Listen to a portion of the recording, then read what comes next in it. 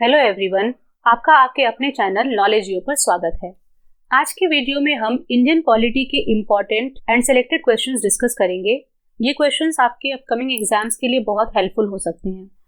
Indian polity हर एक exam के लिए, चाहे वो यूपीएससी हो, स्टेट पीएससी हो, SSC, CGL, RO, ARO, police SI भर्ती हो या फिर कोई भी कॉम्पिटिटिव एग्जाम हो, सब में पॉलिटी का पोर्शन रहता ही है।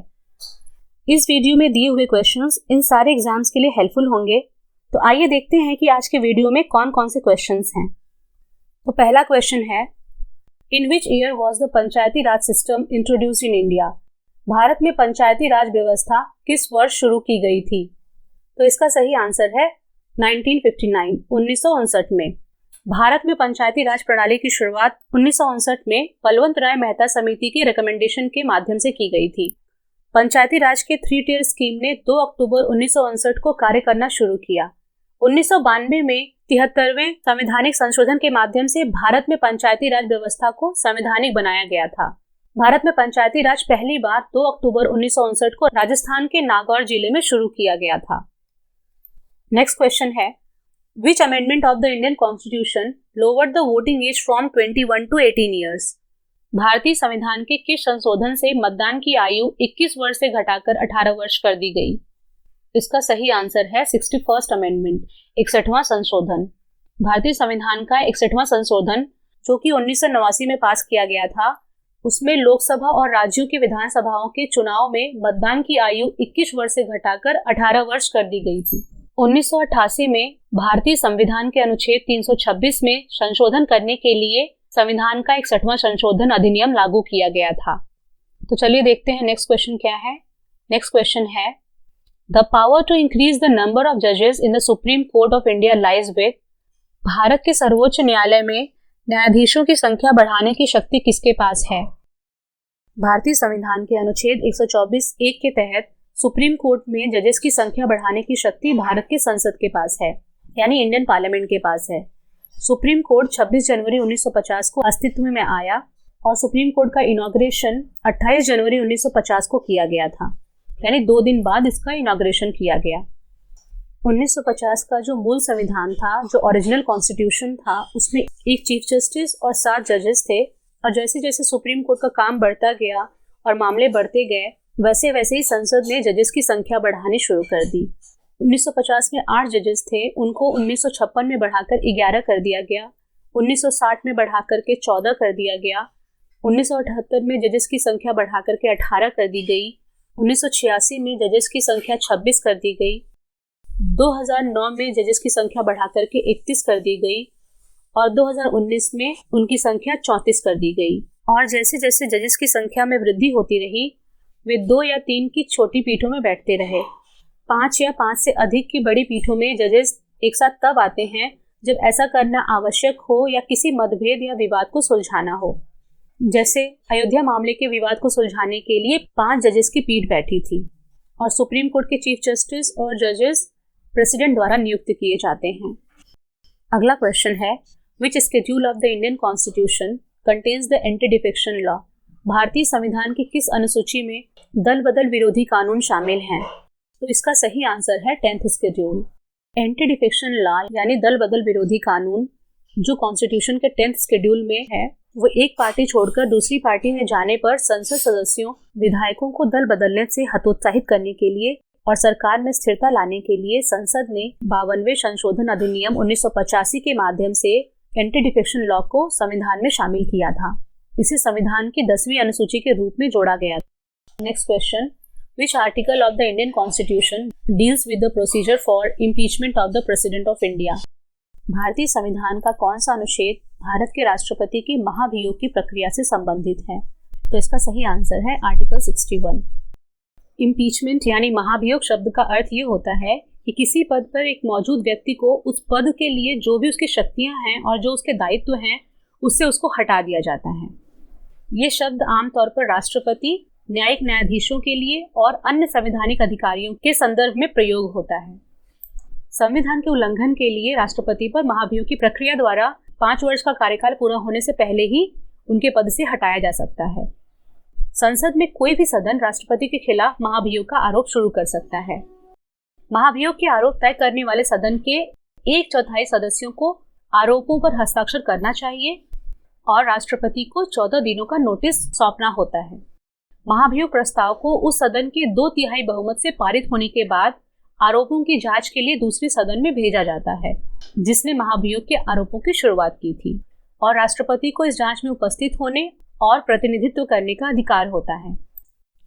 नेक्स्ट क्वेश्चन है, the term quorum in the context of parliament refers to, संसद के संदर्भ में कोरम शब्द का अर्थ है, सही आंसर है the number of members required to be present for the proceedings to be valid. Quorum का अर्थ ये होता है कि सदन में जो कार्य करने के लिए उपस्थित सदस्य हैं उनकी न्यूनतम संख्या हो। लोकसभा और राज्यसभा में बैठक शुरू करने के लिए कम से कम 10% सांसदों की मौजूदगी अनिवार्य है, इसे ही कोरम कहा जाता है। अगर किसी समय कोरम ना हो तो सभापति या अध्यक्ष के रूप में कार्य करने वाले व्यक्ति का ये कर्तव्य होता है कि वह सदन को स्थगित कर दे या उसे तब तक निलंबित रखें जब तक कोरम पूरा ना हो जाए। नेक्स्ट क्वेश्चन है, which article of the Indian constitution deals with the establishment of gram panchayats, भारतीय संविधान का कौन सा अनुच्छेद ग्राम पंचायतों की स्थापना से संबंधित है? तो इसका करेक्ट आंसर है आर्टिकल 243। इंडियन कॉन्स्टिट्यूशन का आर्टिकल 243 ग्राम पंचायत के एस्टैब्लिशमेंट से डील करता है। ये पंचायती राज का 3 टियर सिस्टम प्रोवाइड करता है, जिसमें ग्राम लेवल पे ग्राम पंचायत है, ब्लॉक लेवल पर पंचायत समिति है और डिस्ट्रिक्ट लेवल पर जिला परिषद है। भारतीय संविधान के भाग 9 में अनुच्छेद 243 से अनुच्छेद 243O तक शामिल है।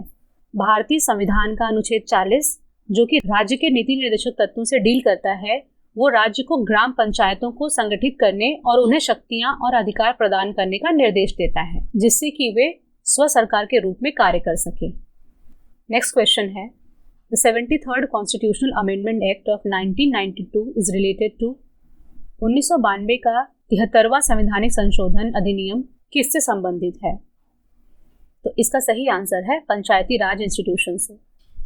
73वां संशोधन अधिनियम 1992 में भारतीय संसद द्वारा पारित किया गया था और इसे पंचायती राज अधिनियम के रूप में भी जाना जाता है। इसका उद्देश्य था कि केंद्र और राज्य सरकारों से लेकर स्थानीय पंचायतों तक शक्ति और निर्णय लेने का विकेंद्रीकरण करना और अपने अपने क्षेत्रों में विकास कार्य करने के लिए सशक्त बनाना। आगे बढ़ने से पहले आपसे अपील है कि अगर यहाँ तक के क्वेश्चंस आपको अच्छे लगे तो वीडियो को लाइक ज़रूर करें। अपने फ्रेंड्स जो किसी भी एग्जाम की तैयारी कर रहे हैं उन्हें शेयर ज़रूर करें ताकि उनकी भी हेल्प हो सके। और ऐसे और भी एग्जाम पर्सपेक्टिव से यूजफुल वीडियोस के लिए चैनल पर बने रहें। चैनल को सब्सक्राइब ज़रूर करें और बेल नोटिफिकेशन ऑन करना ना भूलें। तो आगे बढ़ते हैं और देखते हैं नेक्स्ट क्वेश्चन क्या है।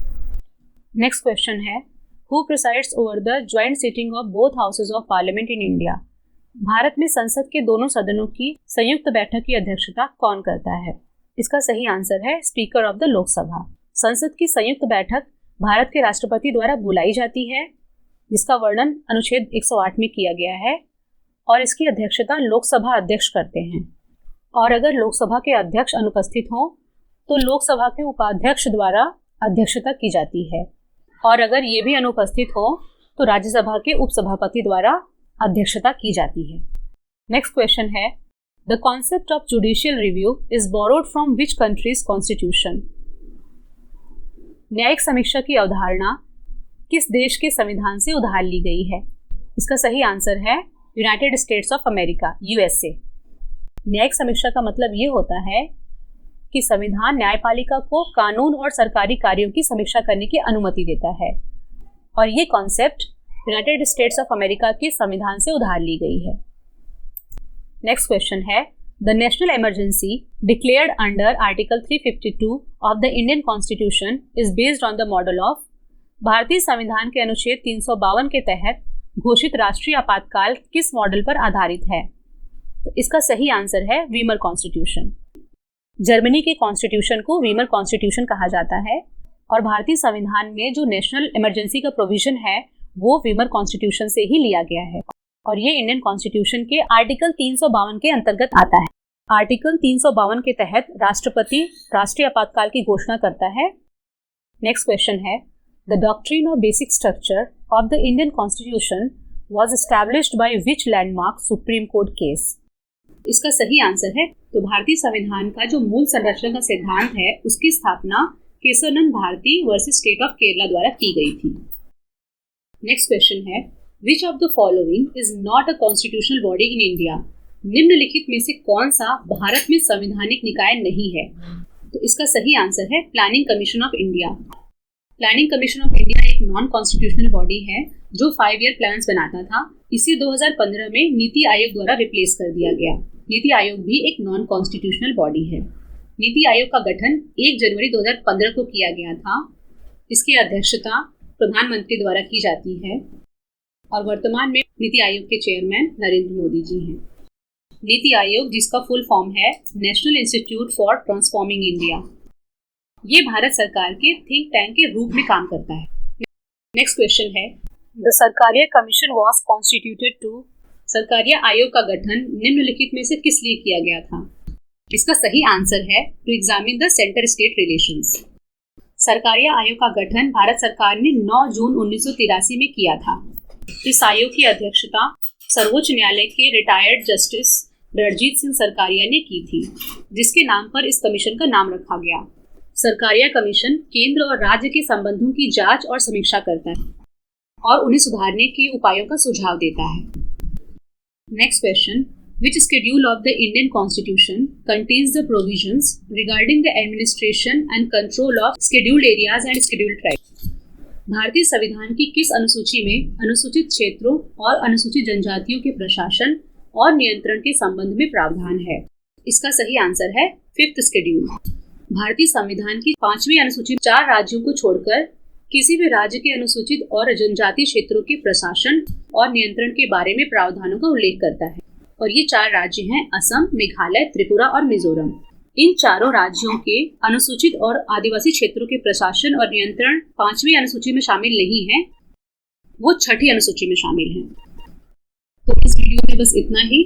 मिलते हैं पॉलिटी एमसीक्यू सीरीज के नेक्स्ट वीडियो में, जिसमें और भी इम्पोर्टेंट और सिलेक्टेड क्वेश्चंस रहेंगे और उन क्वेश्चन के आंसर्स का डिटेल एक्सप्लेनेशन भी रहेगा।